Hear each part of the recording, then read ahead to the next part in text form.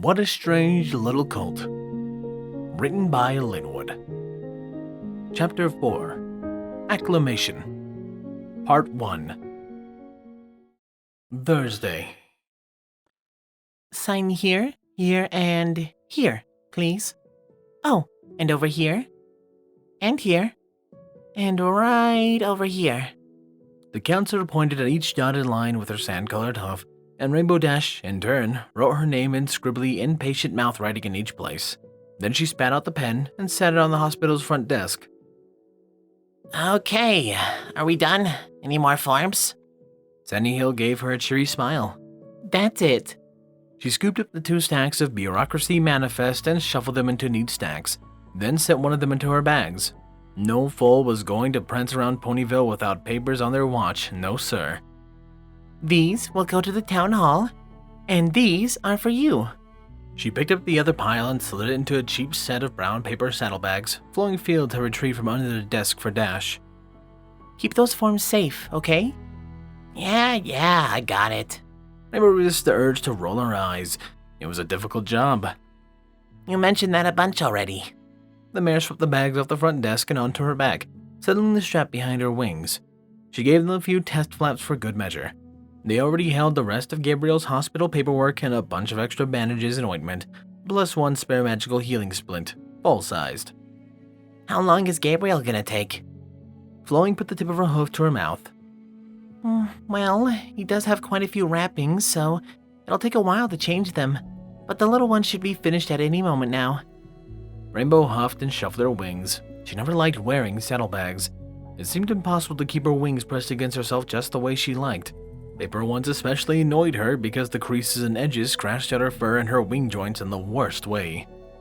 These are going in the trash the second I get home. I included a rough schedule for Gabriel's sessions, said Sandy. The first one is tomorrow morning.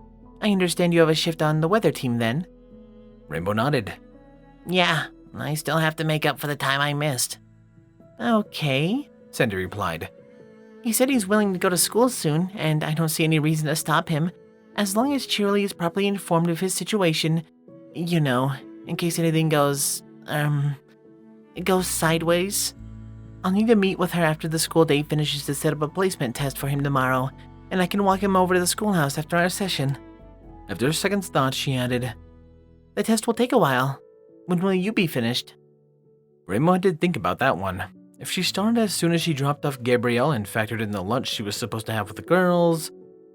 If he's done by mid-afternoon, I should be able to pick him up by then, yeah. Jeez, listen to me, Rainbow thought. I sound like my mom when she talked about picking me up from flight school. I want to puke. She shook her head. Keep it together, Dash. It's only for a little bit. Great. I'll see you then. I'll be there to pick up a copy of his results. A bolt of anxiety raced up Rainbow Dash's spine at the gravity of her spur-in-the-moment volunteer job, but she steeled herself. It was the right thing, and besides, Rainbow Dash doesn't back down from a challenge. Then the doors to the general wards opened and Nurse Redheart trotted out alongside a slightly limping Gabriel, sporting a new set of clean white bandages. A lollipop stuck out of his mouth and wiggled in the air as he worked it around. Gabriel did very well, said the nurse. Fastest bandage change I've ever done on a foal his age. He's a very brave Colt. Rainbow suppressed a chuckle when she saw Gabe make a tiny smirk and roll his eyes, and said she turned it to an eager but cool smile. Okay, she said smoothly. Are we ready to roll here? Redheart put the tip of her hoof to her chin. If all the paperwork is in order, and you've gotten all of Gabriel's things, fresh bandage change... She looked up at the ceiling for a moment, then finally set her hoof down and smiled. One last thing. Gabe, are you ready to leave the hospital? The little green colt nodded, looking up at her with those big brown eyes. Yes, Nurse Redheart. I think I am. Thank you again, miss. And tell Dr. Horse thank you for me too, please. He said, polite as can be. Redheart, Flowing Fields, and Sandy all made mushy faces as if the little colt were melting their collective hearts. Aww. While no pony was looking, Rainbow stuck out her tongue. Blah. Of course, dearie. I'll let him know. You take care now. Remember to change those once a day until the bandages are coming away clean, and ask Miss Dash to bring you back if anything reopens, okay? Can do, nurse. she said in the most respectful voice Rainbow had ever heard come out of the Colt. He turned to Dash. Are we all set? Rainbow grinned. Yep. Let's get out of here, dude. She gave the other mares a wave and a smile, and Gabriel did the same. Then they were off. The day had hardly changed. The sun was still comfortably warm and the breeze was still refreshingly cool. Rainbow smiled to herself as she felt it ruffle her coat and her mane, and she spread her wings. All right, kid. Are you ready? She looked down to her side where Gabriel was looking up at her. Ready for what? Ready to fly? Why do you look so incredulous? Oh, wait.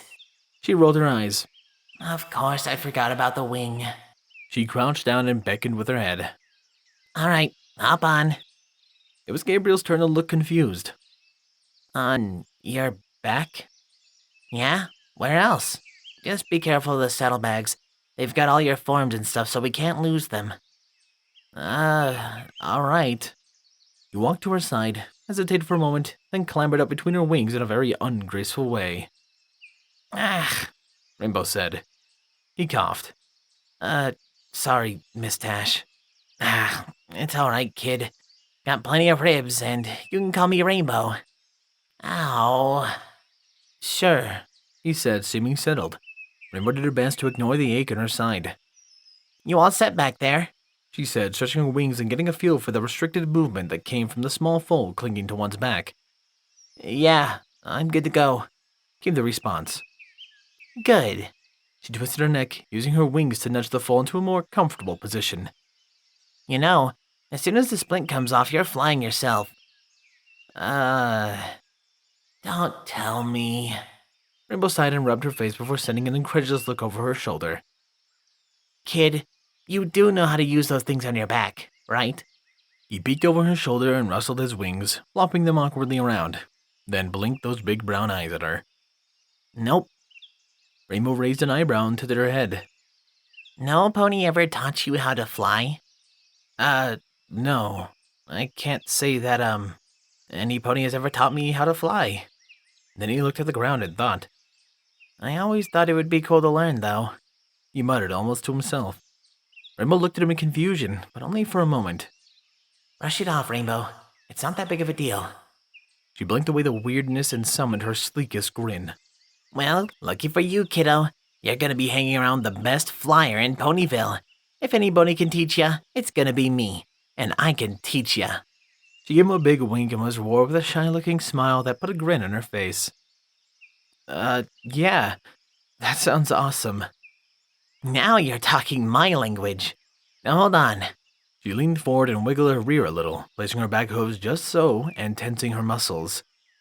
And here we go.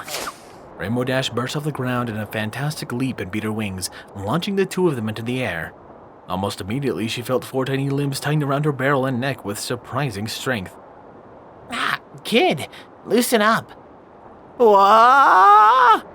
Rainbow leveled out and came to hover, looking over to her shoulder at the kid, who currently had his face buried in her coat and was squeezing the living daylights out of her. Gabe, she wheezed. It's gonna be real hard to fly with you holding on to me so tight. He said nothing. Kid? The only response she got was a muffled mantra.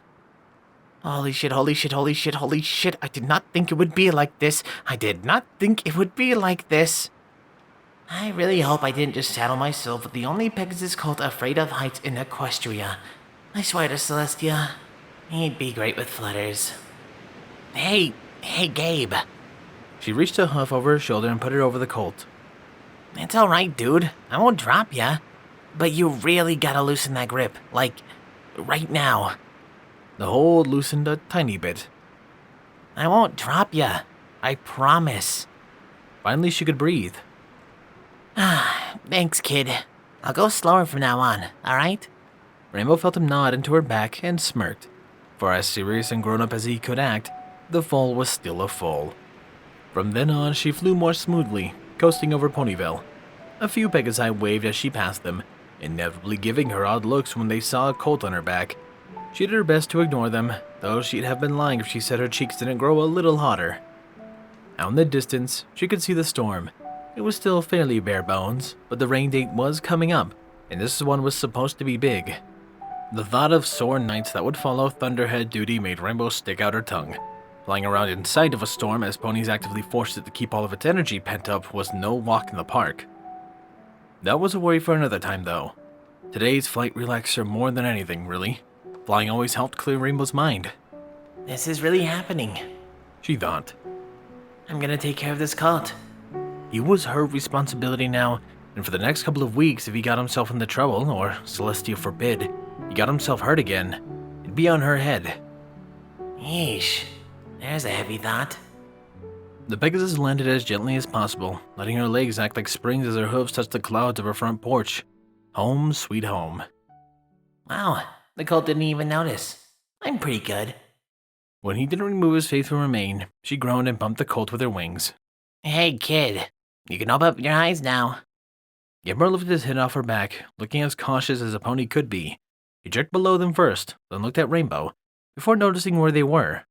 His eyes widened and his mouth dropped open, transforming his expression from terror to wonder. I guess that wasn't so... Whoa. It really is all clouds, huh? Rainbow smirked. Mostly clouds. Pretty cool, huh? I never thought I'd really see, rainbows flowing.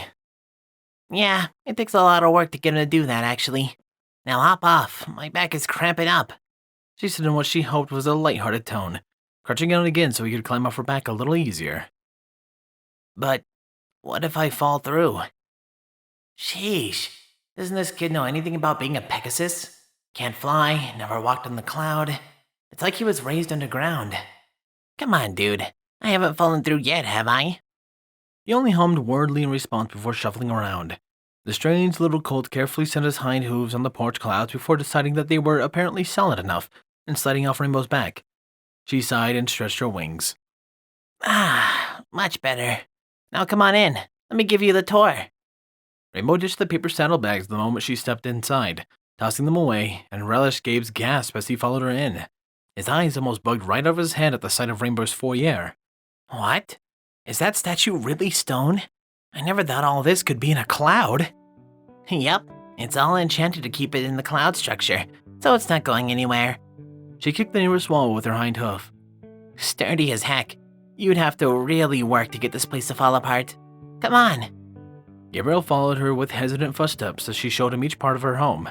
Rainbow showed them everything from the kitchen to the bathrooms to the closets to the trophy room, stifling a chuckle whenever he looked at the floor like it might give away beneath him any second.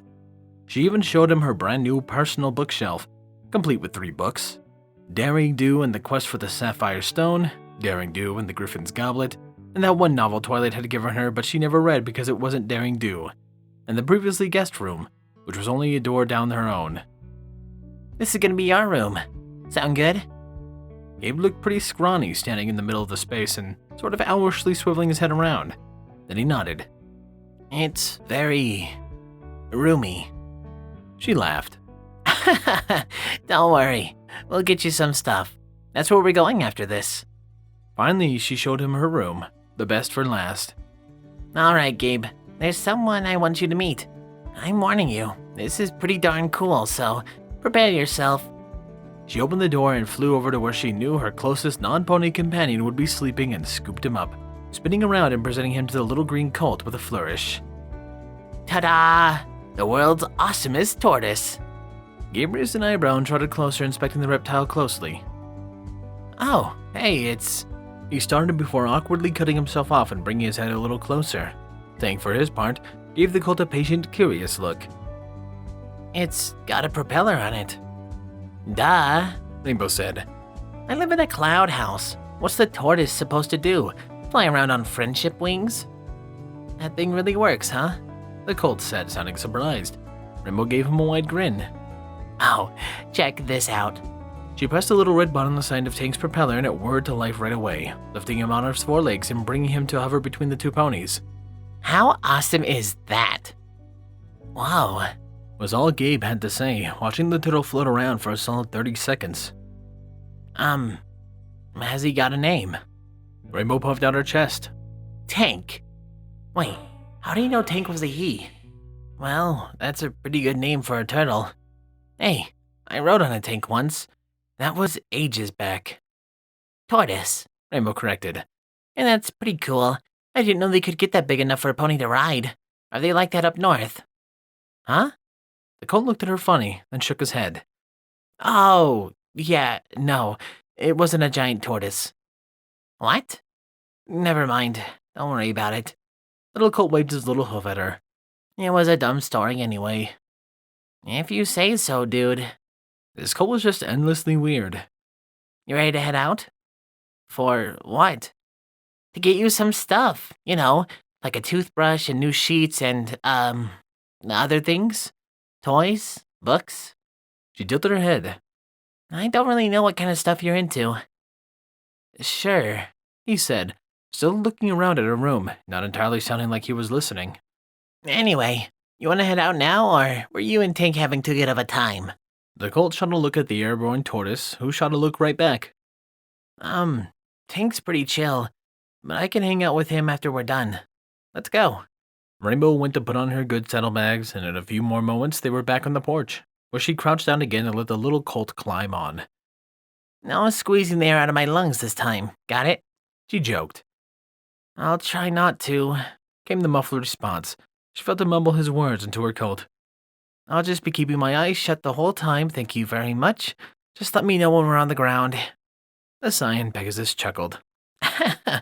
You got it, bud. Due to her intentionally relaxed pace, the flight to Ponyville took a little longer than Rainbow might have liked. As much as she wanted to fly straight to the shops, the Pegasus landed the moment she reached the streets. All right, all done. Come on. Gabe dismounted and he and Rainbow began to trot towards the general store. As they walked, Gabe seemed enraptured by the sight of Ponyville.